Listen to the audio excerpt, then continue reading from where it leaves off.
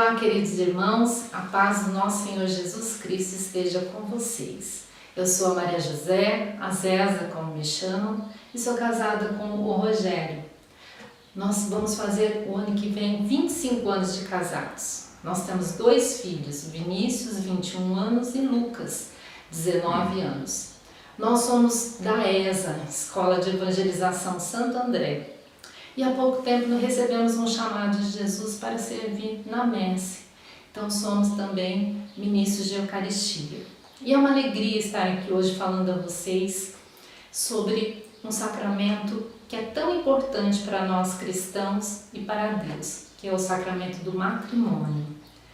E para viver esse sacramento em harmonia, é preciso vivermos de acordo com os ensinamentos da Bíblia e estar de acordo com a palavra de Deus. E seguirmos também algumas sugestões que hoje nós vamos partilhar com vocês. Não é, Rogério? Exatamente. Esse assunto do matrimônio, vocês conhecem muito bem. Vocês são ágape.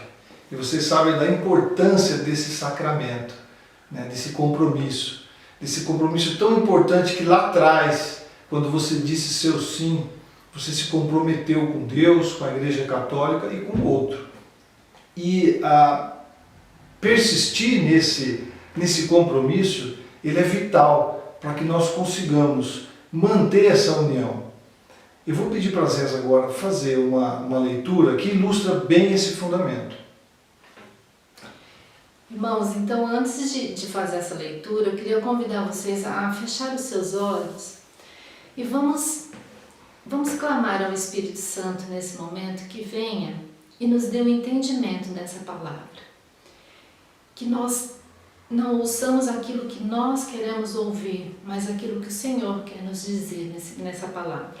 E que ela caia em terreno fértil em nosso coração e frutifique. Amém.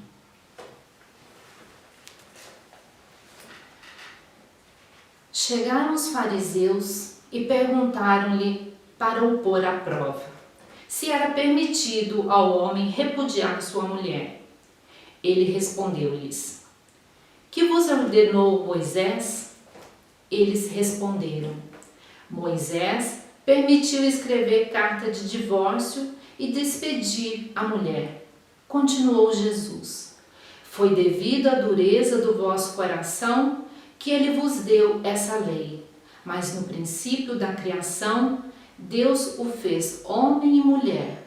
Por isso, deixará o homem pai e mãe e se unirá à sua mulher.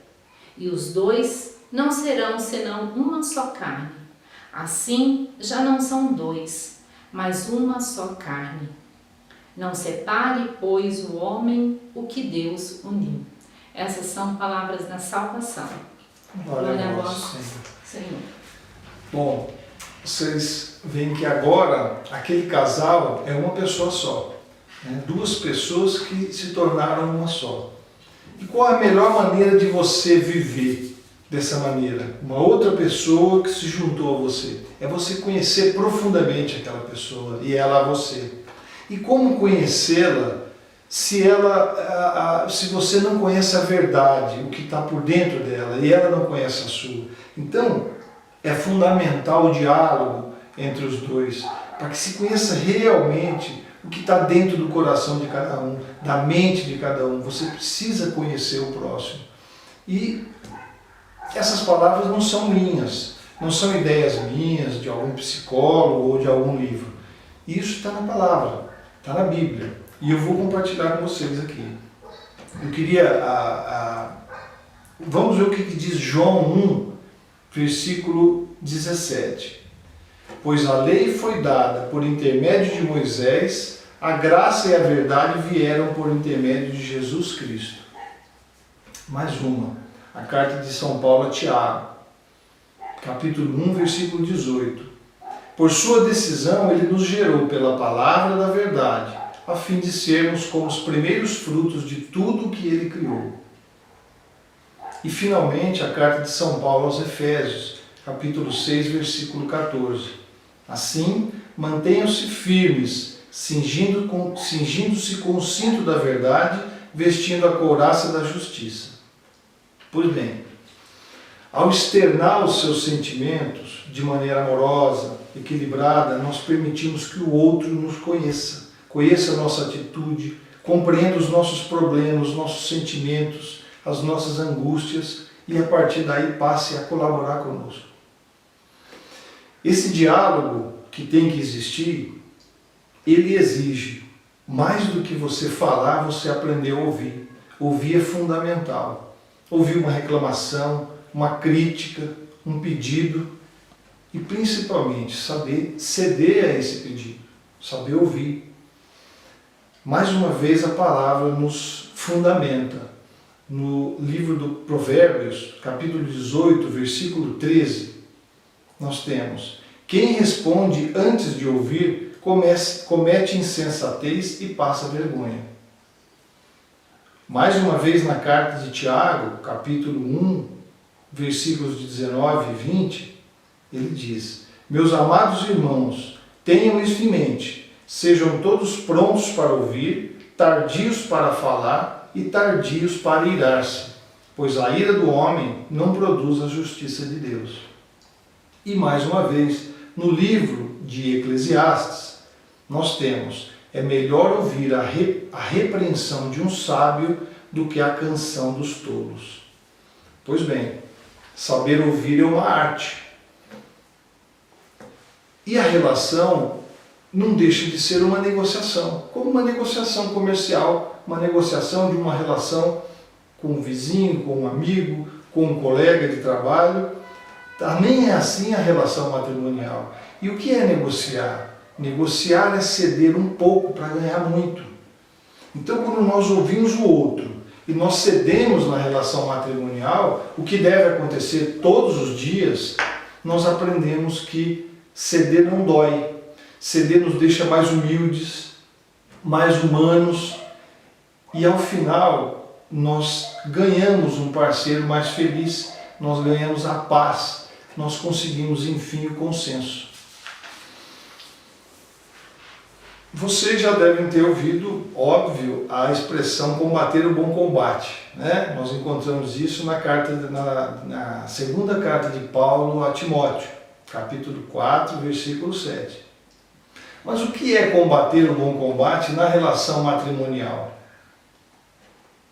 Dizer e escutar a verdade, ouvir e ceder não são coisas fáceis. Isso é muito difícil. E é exatamente nessas brechas que nós deixamos, nessa relação do diálogo, é que o maligno entra.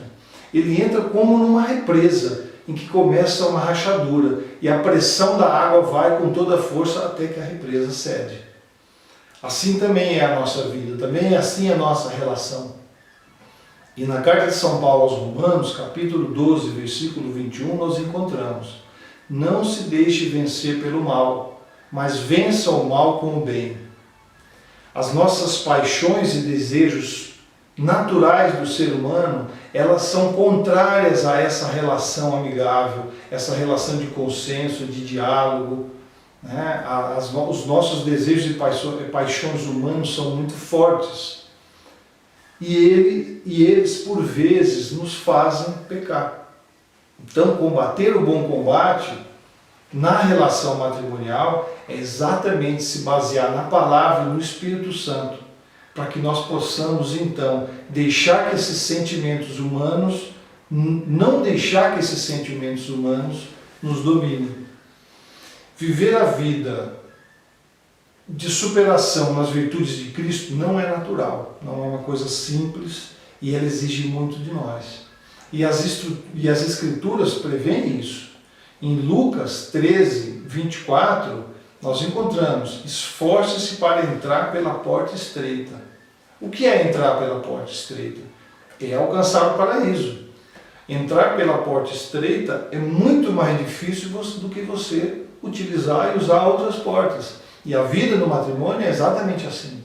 É uma luta constante, mas nós, fortalecidos pelo Espírito Santo e pela palavra, isso é possível, nós conseguimos. Então, Jesus nos enviou o Espírito Santo exatamente para que nós possamos combater o bom combate da fé também no matrimônio.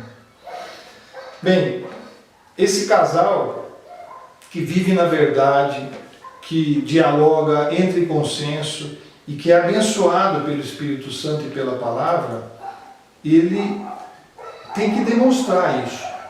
Ele tem que demonstrar isso no casal, entre os dois e também para a sociedade.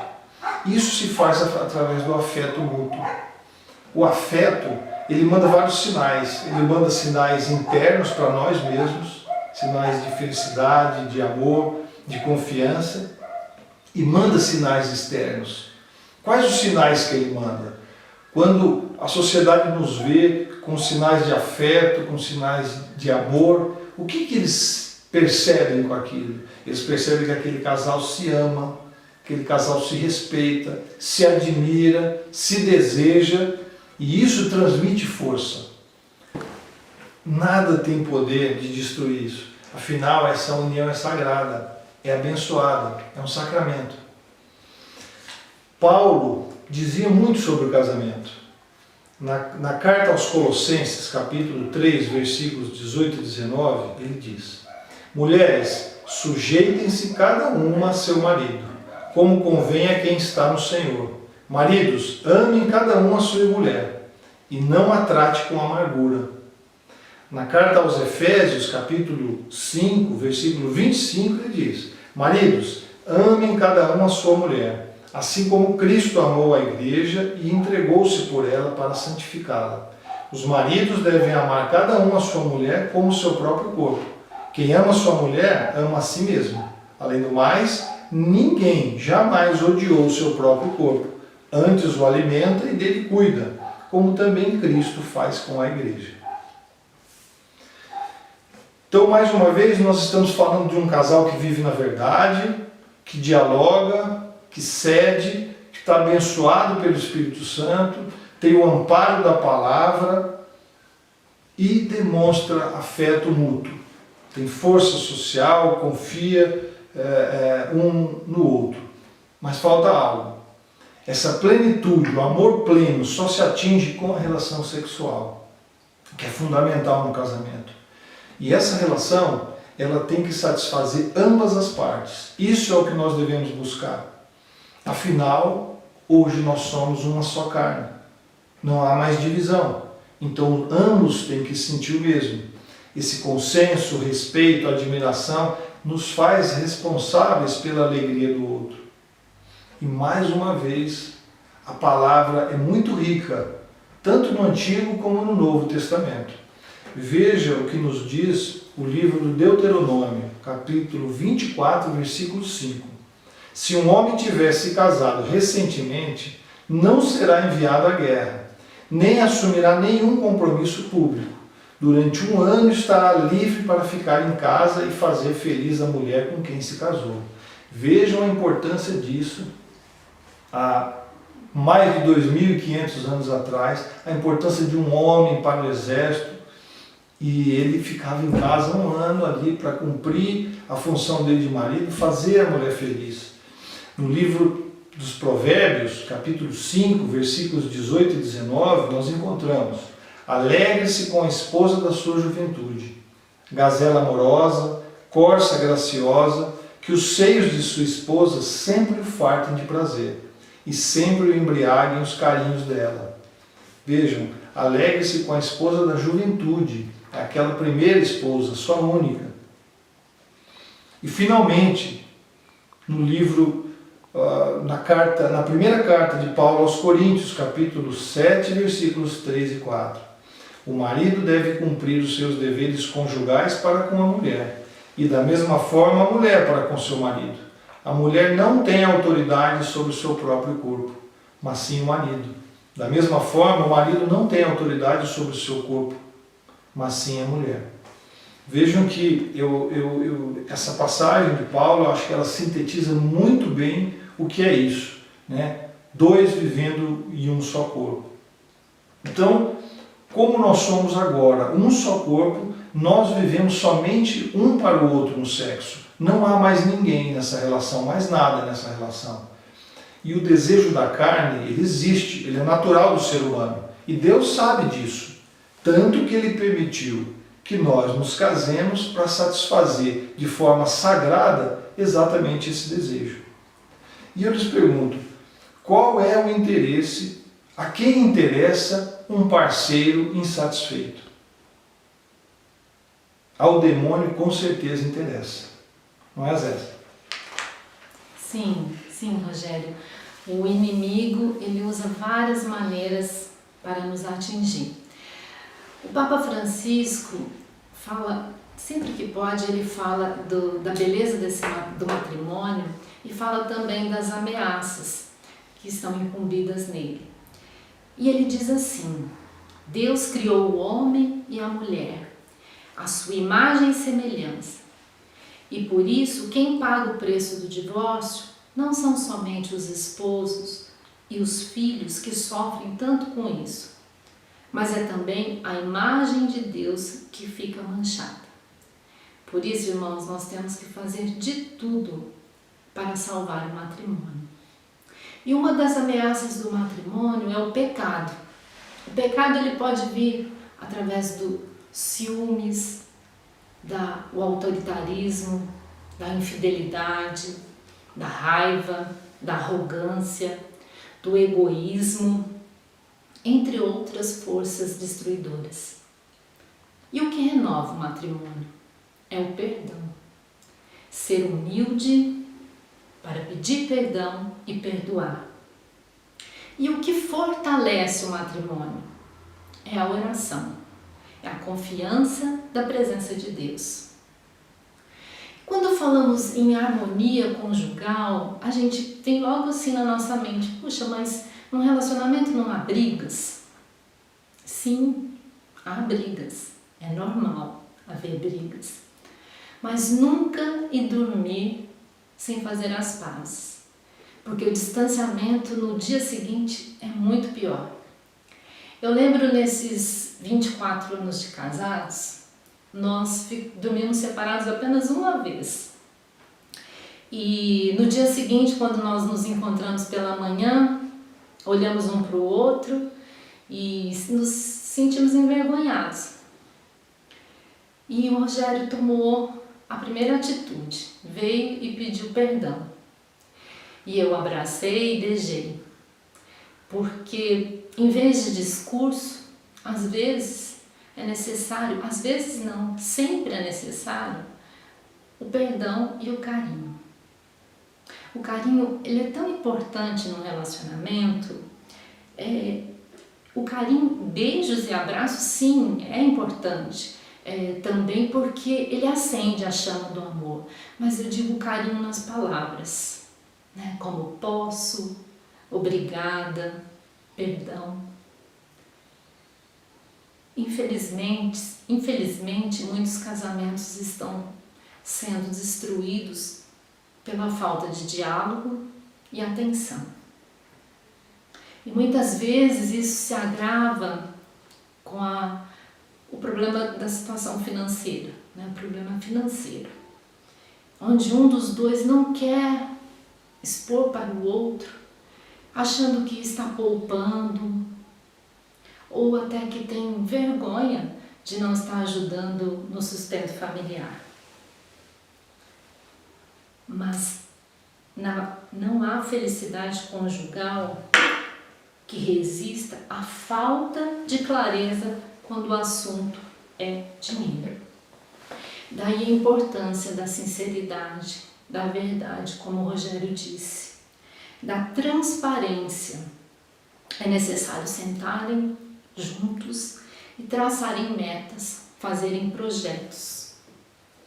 Quantas vezes nós já não fizemos isso, né? E até hoje nós fazemos isso. Às vezes sentamos com os meninos e falamos, esse mês nós temos que reduzir os gastos. E depois, quando a gente alcança as metas, a gente vibra junto. Como isso une a família. A cumplicidade entre o esposo e a esposa é tão importante, é fundamental. Dá segurança aos filhos.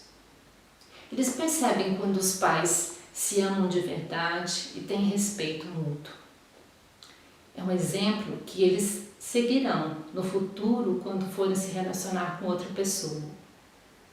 Em Efésios 5,33 nos diz, em resumo, o que importa é que cada um de vós ame a sua mulher como a si mesmo e a mulher respeite o seu marido. Amados, então evite contradizer um ao outro na frente dos filhos. Não tire a autoridade do outro na frente dos filhos. Não exponha seus problemas aos filhos, os problemas matrimoniais aos filhos. Isso é cuidar e zelar pela harmonia familiar. E assim vamos perseverando no amor. Perseverar no amor não é fácil, né? Ninguém persevera em algo que é fácil. Perseverar é mais que suportar as dificuldades. Envolve a nossa mente, o nosso coração e o modo como encaramos as dificuldades. Ter paciência. A paciência nos ajuda a tomar as decisões certas, no tempo certo. Nos ajuda a dar tempo de ouvir a voz de Deus. Eu confesso a vocês que nós vivemos um relacionamento muito harmonioso, graças a Deus. Mas por muito tempo eu tive paciência com o Rogério, porque eu fiquei esperando 18 anos para podermos nos engajarmos em uma comunidade. Eu sempre queria, mas ele não queria. E por 18 anos eu fiquei esperando, porque se eu fosse sozinha ele não iria entender.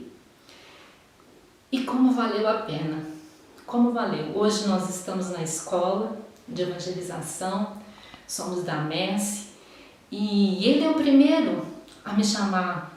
Já está na hora, vamos para a reunião. Ele nunca deixa de atender a um chamado para servir, ele nunca nega uma pregação. E eu confesso para vocês que hoje nós estamos aqui falando a vocês pela graça de Deus e por ele também, porque semana passada nós vivemos uma situação difícil e eu teria desistido, mas ele não desistiu, ele não me deixou desistir. Então, vale a pena sim ter paciência com o outro. Por que não temos paciência com o nosso esposo, com a nossa esposa? Doar de si para fazer o outro feliz.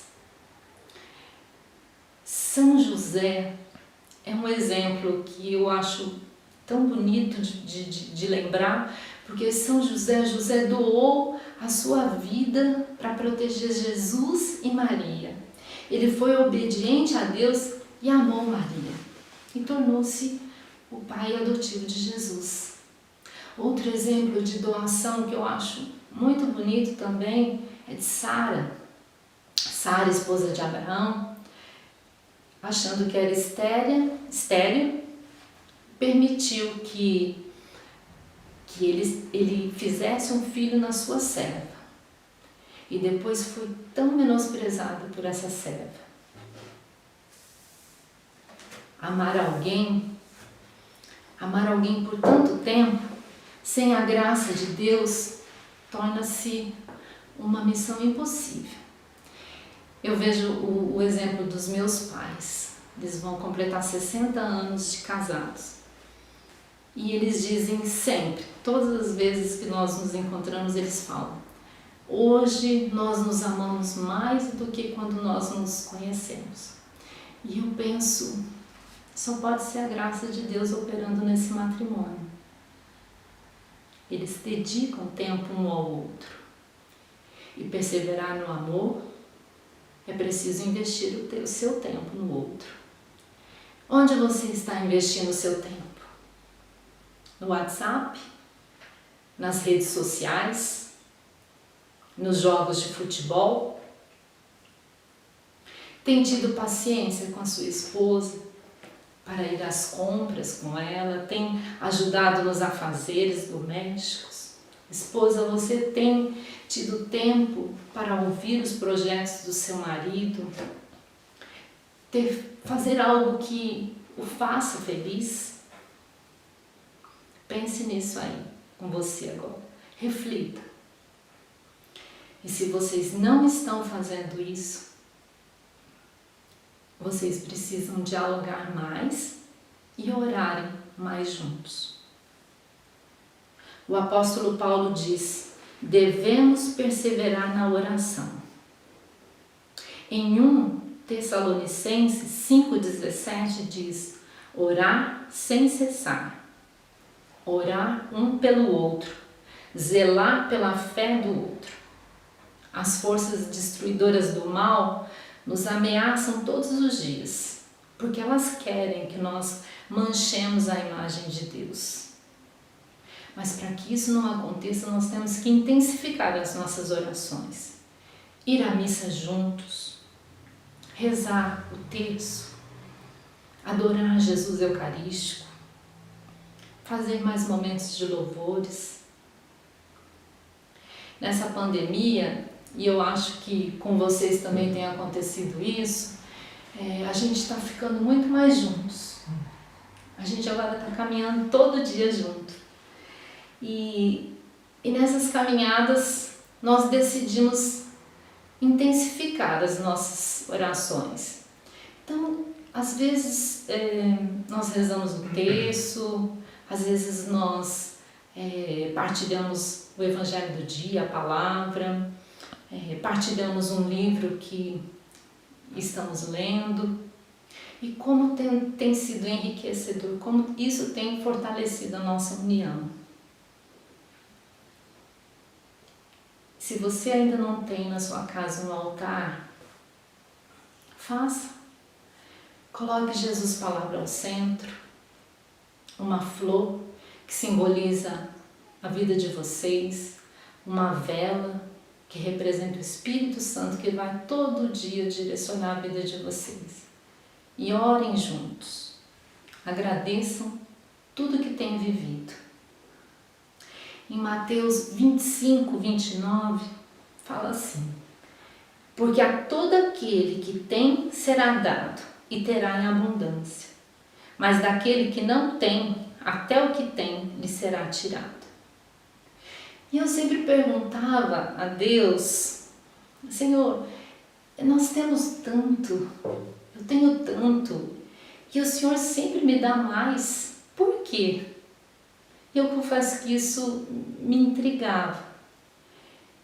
E aí, há pouco tempo atrás, ouvindo uma pregação, um estudo de uma palavra, ele me falou, ele me respondeu e falou: porque está tendo espírito de gratidão. E eu queria terminar esse encontro agora e convidá-los para fazer uma oração em silêncio, ouvindo uma música. E gostaria de agradecermos o nosso matrimônio e pedir a Ele que nos dê todos os dias esse espírito de gratidão, para que nós possamos perseverar no amor, assim como Ele quer.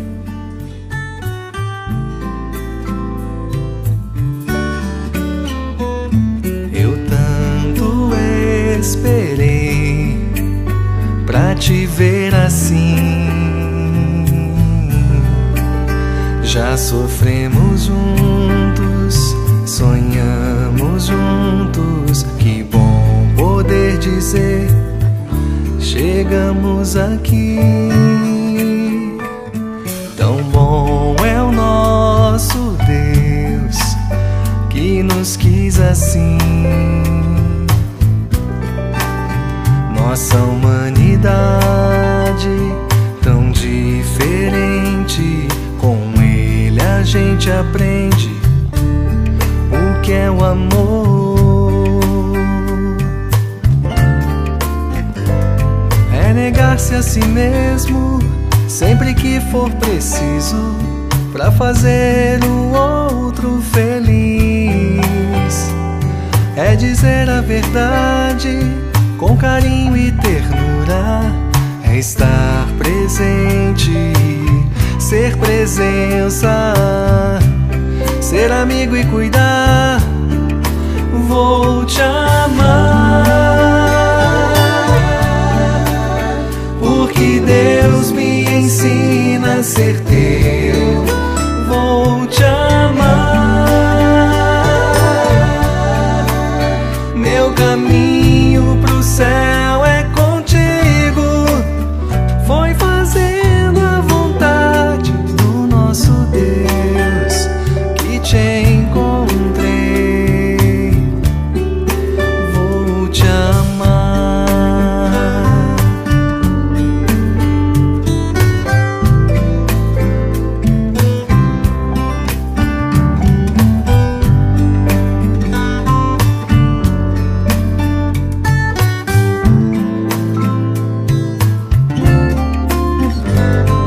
Negar-se a si mesmo sempre que for preciso pra fazer o outro feliz, é dizer a verdade com carinho e ternura, é estar presente, ser presença, ser amigo e cuidar.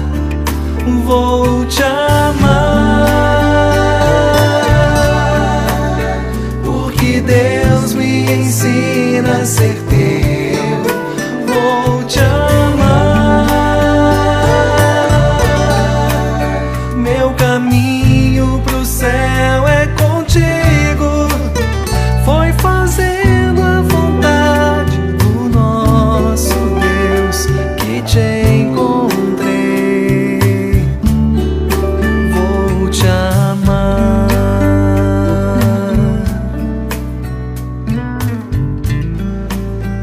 Deixamos aqui o nosso abraço e gratidão. Pai de Cristo. Por tudo isso que vivemos, damos glórias ao Pai, ao Filho e ao Espírito Santo, como era no princípio, agora e sempre. Amém. Beijos, a paz.